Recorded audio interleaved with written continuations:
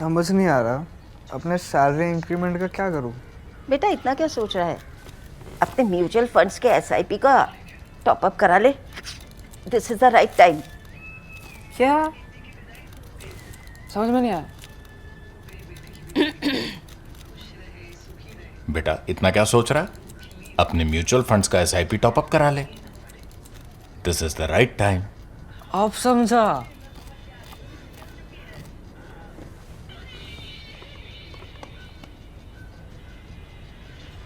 Mutual fund investments are subject to market risks. Read all scheme related documents carefully. Parliament is on, such as our parliament is these days. Not that much happens usually. Prime Minister, however, has been in London. He signed the India-UK Free Trade Agreement. We are not talking about that, however. You are watching a lot of it already on your screens, and we have a lot of coverage also, of which I will share many links with you with our description. So watch it there closely. That's an important turning point. We, on the other hand, are going far away today, far away to the east, literally in a way to the far east. So we are looking east. India has a look east policy. We are also looking east today, and we are going as far as Thailand and Cambodia, because a very interesting little skirmish, I won't say war, but a very interesting and important, significant skirmish, or maybe a series of skirmishes has broken out there. Now, this might be the first time, in fact, that at least I might have seen in the modern era, two countries nearly going to war over heritage or over, say, heritage property. So this is a part of their border which has clumps of temples about 200 kilometers apart, and both sides claim the right over those temples. That is where this fighting is. Who owns these temples? These temples are of Hindu origin. These are not living temples right now. They are not functional temples right now, but these are originally dedicated to Hindu gods. Not very different from Angkor Wat. In fact, if you see these pictures, these temples would look very much like they've come out of the same school of architecture. Angkor Wat, however, is more than 200 kilometers away from this area. Now, this area is along a border. It's mountainous border. It is marked by a mountain range called Dangrek. And as I told you, these two sets of temples where these skirmishes have broken out are about 200 kilometers apart from each other, along the same border, or maybe along the same ridge, if you want to put it like that.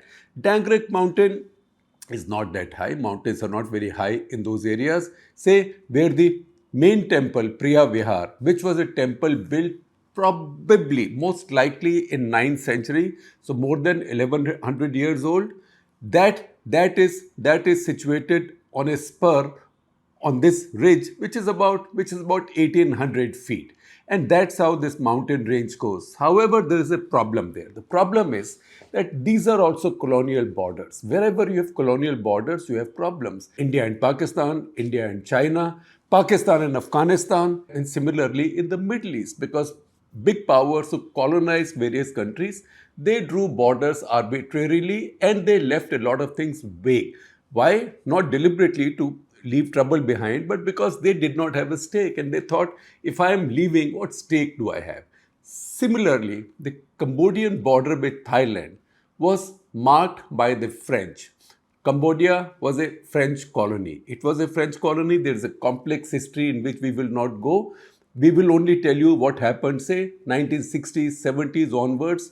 That's when the Americans were fighting in Vietnam.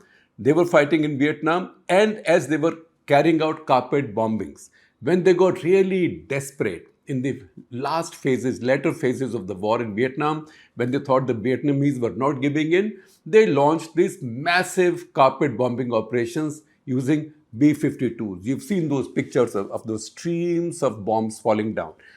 Some of the regions they targeted, in fact, sizable regions that they targeted, were in Cambodia, in eastern Cambodia. So that caused a lot of destruction in Cambodia. It was in that period that the Americans were not very happy that Cambodia was ruled by a monarch, Prince Norodom Sihanouk. In India, you would say Narottam Singhanuk. In fact, All India Radio, Akashvani used to pronounce his name as Narottam Singhanuk. He was deposed by Lon Nol. If you are of my vintage, you will remember commentary from that period, also headlines from that period. Lon Nol, backed by America, deposing Prince Narodam Singhanuk, who then went into refuge. He did not take refuge in Paris or London, where usually dictators, say from the Middle East, have gone. He went to Beijing and Pyongyang, that is to China and China's ally, North Korea.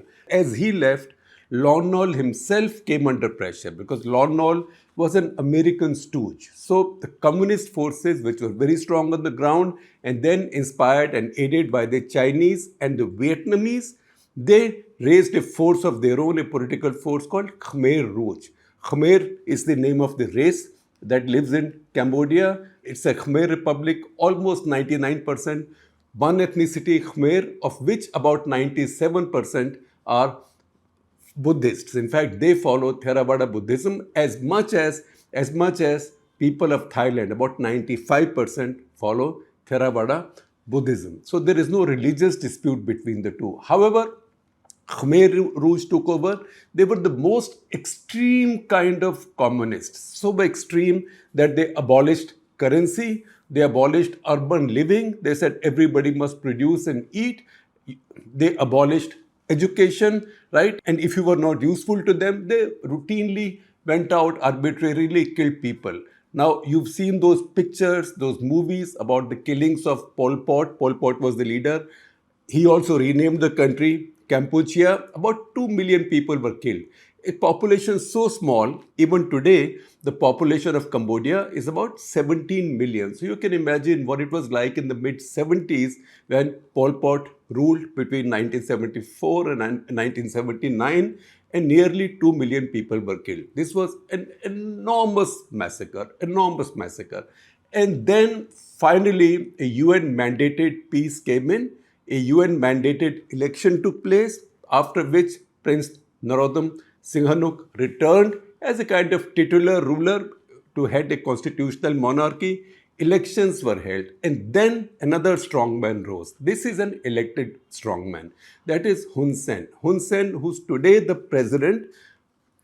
Apparently, or at least on paper, the power should be with the prime minister, and president should be part titular. In this case, it's a very convenient arrangement because the prime minister is Hun Manet. Who's Hun Manet? That is Hun Sen's son. So father is president, son is prime minister. Who has the power? How does it matter? It's a little bit like Medvedev was actually Vladimir Putin's son, right? So one becomes prime minister, one becomes president. How does it matter? So that is the situation right now in Cambodia. Since the restoration of democracy in Cambodia, or since the arrival of democracy in Cambodia, it has become an elected dictatorship. And of these years, 17 years, Hun Sen has been in power directly as the chief executive, and now for the past 2.5 years, he's become constitutional president, leaving prime ministership to his son. In fact, if you see these pictures, and this is Australian strategic analyst Nathan Ruser, we have to thank him for it, and you will see his tweet on your screens. Hun Sen, in the middle of this fighting, posted pictures of himself and his aides looking at the plans of fighting in this border region, and he posted it on Facebook. In fact, there is a certain innocence or simplicity to the two sides fighting these skirmishes, because both seem to be putting out stuff on Facebook. In fact, the Thais also posted on Facebook today that in the morning they used F-16s. Thai Air Force is very strong. They have F-16s. They have Gripen. They have some F-5s also. They have about 100 aircraft. Cambodia, on the other hand, has no Air Force. It has no Air Force worth the name. It has some tanks, some old tanks. Its armed forces are about 1/3 the size of Thailand. However, in the mountains, these things work very differently. Now, what did the Cambodians do? So first of all, now both sides will fight over who started it. So I'm not giving you any judgment on who started, who fired the first shot. I'm stringing together things that happened over a couple of hours this morning, also yesterday. So the Cambodians today fired BM-21. These are Grad rockets. I think Indian Army also has a lot of them. These are multi-barrel Russian origin or Soviet origin rocket launchers, and they can fire in salvos. So Cambodians fired BM-21 rockets, which led to the killing of 12 people on the Thai side, all civilians, so say the Thais. In fact, see this other tweet from Nathan Ruser, who says that this morning Cambodians carefully selected 12 targets and fired rockets at these targets, and he thinks these were carefully selected and this can lead to real escalation. However, since then, looks like the two sides have calmed things down. Now, Hun Sen, as we know, posted his pictures of supervising this fighting on Facebook. Similarly, the Thailand Second Army region also posted a statement on Facebook saying that they had used their F-16s to strike a brigade headquarters in Cambodia and they had caused destruction and F-16s had come back. Cambodia also posted something on Facebook saying that F-16s had hit nothing, bombs had dropped on a highway. That is how this has gone on, and some kind of an uneasy truce now prevails. Now, there is a history to this and there is a geography to this.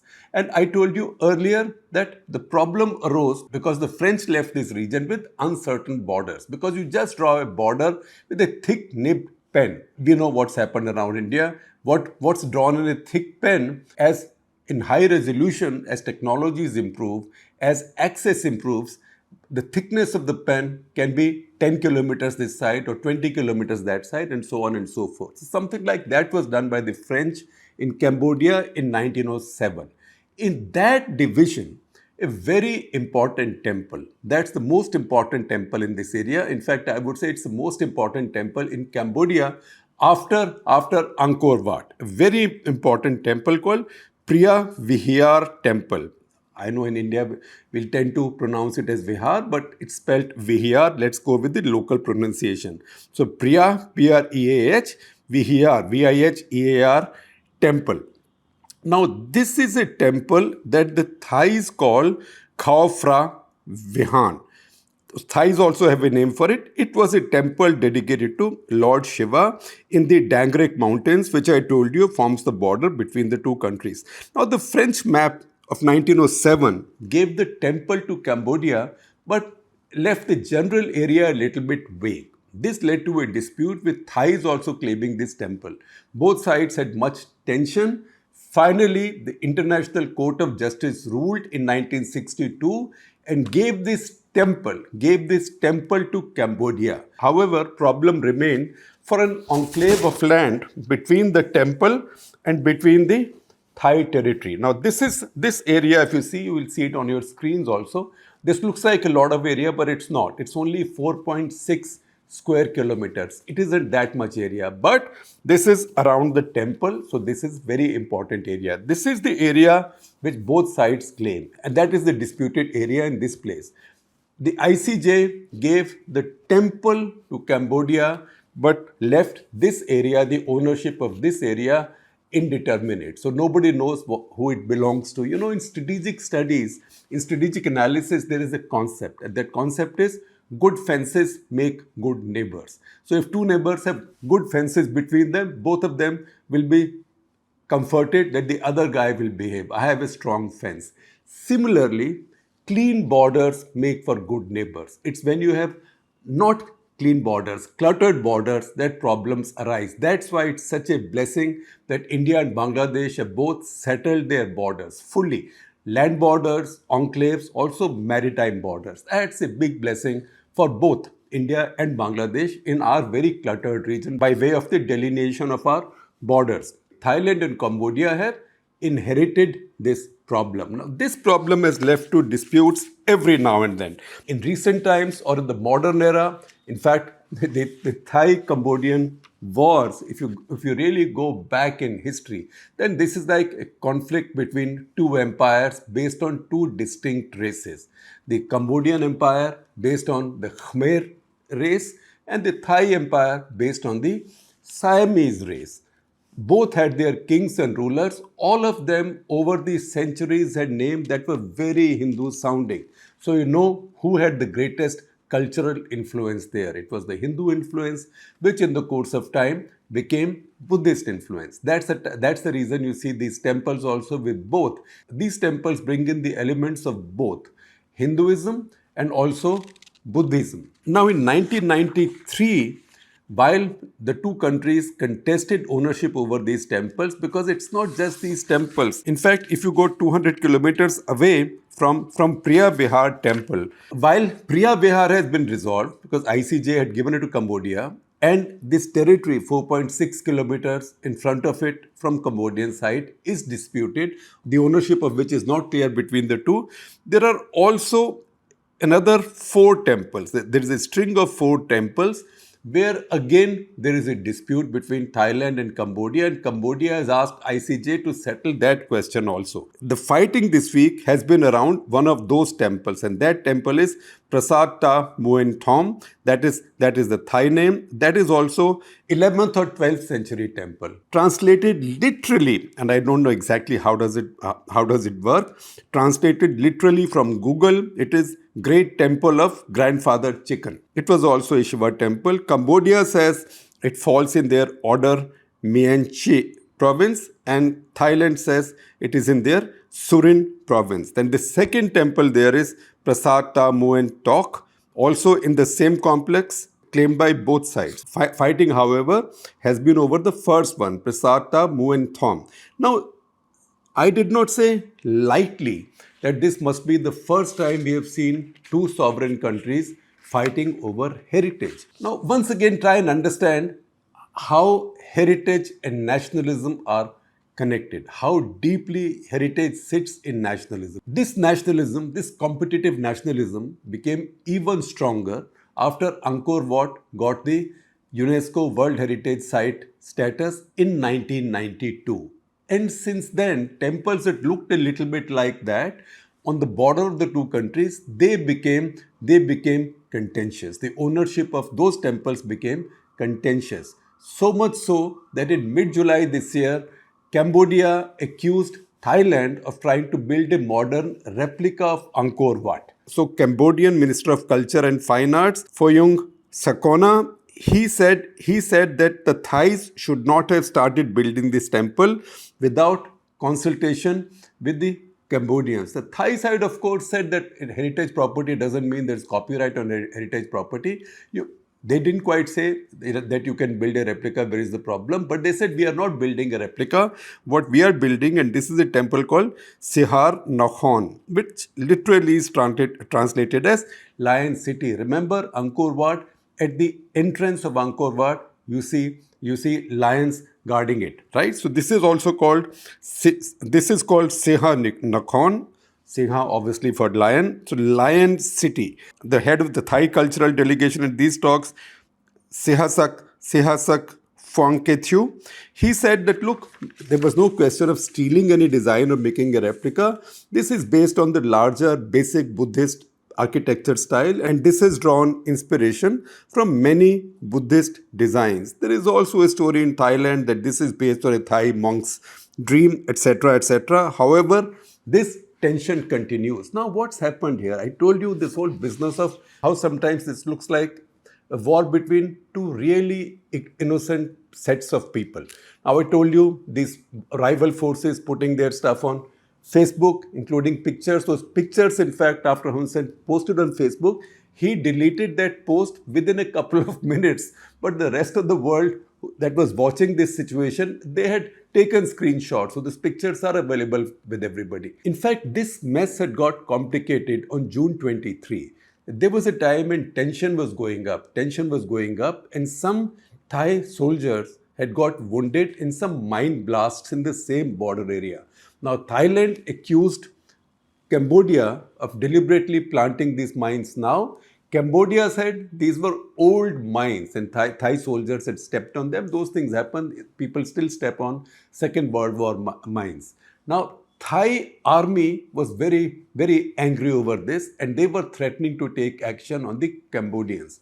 It is at that point that 38-year-old Petongtarn Shinawatra, who's the daughter of Thaksin Shinawatra, the former elected prime minister, but strongman, populist strongman of Thailand, who had been turfed out by the army and who's currently under trial for a uniquely Thai crime called lese majesty, which means insulting or speaking disparagingly or disrespecting the monarchy of the king. In Thailand, the king has divine status, almost divine status. And there is a very tough law on saying anything critical of the king. So the father is under trial for that. His sister, meanwhile, became prime minister. She was also thrown out by the army. May 28, another set of skirmishes took place where one Cambodian soldier died and tensions went up. So June 15, Shinawatra decided to call Hun Sen. The Shinawatras and Hun Sen have had an old relationship, a friendly old relationship. So she called him. In the call, she referred to him as uncle. She also said, she also referred to her army as the other side. And she basically said, calm down, everybody calm down. There'll be no problem. She wanted peace. Now, what did Hun Sen do? He's such a smart guy. And for a moment when I saw this, I thought, maybe he's very old now, but he's not. He's only 72. He recorded that phone call and released that phone call on his Facebook page. So the whole world heard that phone call. When that happened, that lit a fire in Bangkok. That how can you disparage the army? Now, I will tell you in 1 minute as we go ahead about the peculiar Thai political system. But this lit a fire in Thailand, so much so that the army got furious that she had spoken disparagingly about her own army, while at the same time her own father is under trial for speaking disparagingly or for disparaging the monarch, the king. So in this case, the judiciary got into the act and Thai Constitutional Court suspended. It placed the elected prime minister under suspension for not following the ethics necessary for that job.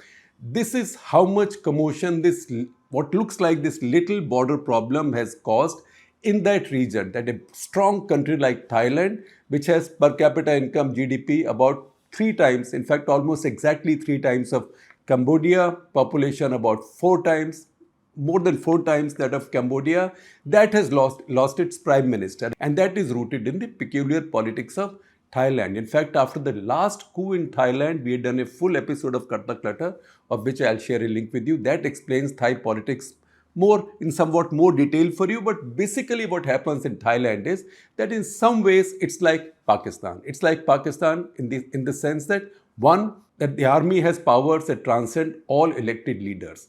That the prime ministers can come and go, in this case at the mercy of the army, also at the mercy of the judiciary and the mercy of the king. So while in Pakistan, it's the army that decides and also the courts will only do what the army tells them to do ultimately, Thailand is more complicated. It has multiple centers of power where 2 things don't change. One, nobody challenges the army.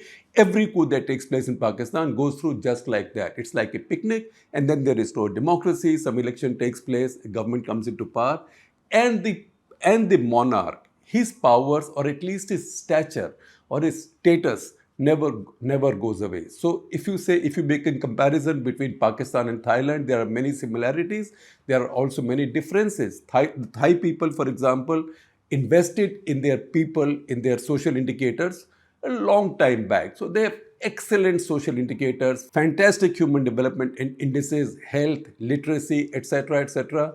And that's how they are able to absorb this political instability. Also in this mix, one thing that Pakistanis have, but that the Thais don't have, is religion. Because Thai politics is not driven by religion. Everybody follows the same religion. And finally, unlike Pakistan, Thai nationalism is not defined by hostility to another neighboring sovereign nation. That's a problem with Pakistan, because Pakistan's ideology, national ideology, is defined in terms of hostility, permanent hostility to India. That's the reason this dust-up is a new kind of challenge for Thailand, although there was a series of clashes in 2011, so when about 15 people, civilians and soldiers, had died, but that had passed. Globally, however, you can see that this is the time when nationalism is rising. And that's why even these skirmishes play straight into the new nationalist urges.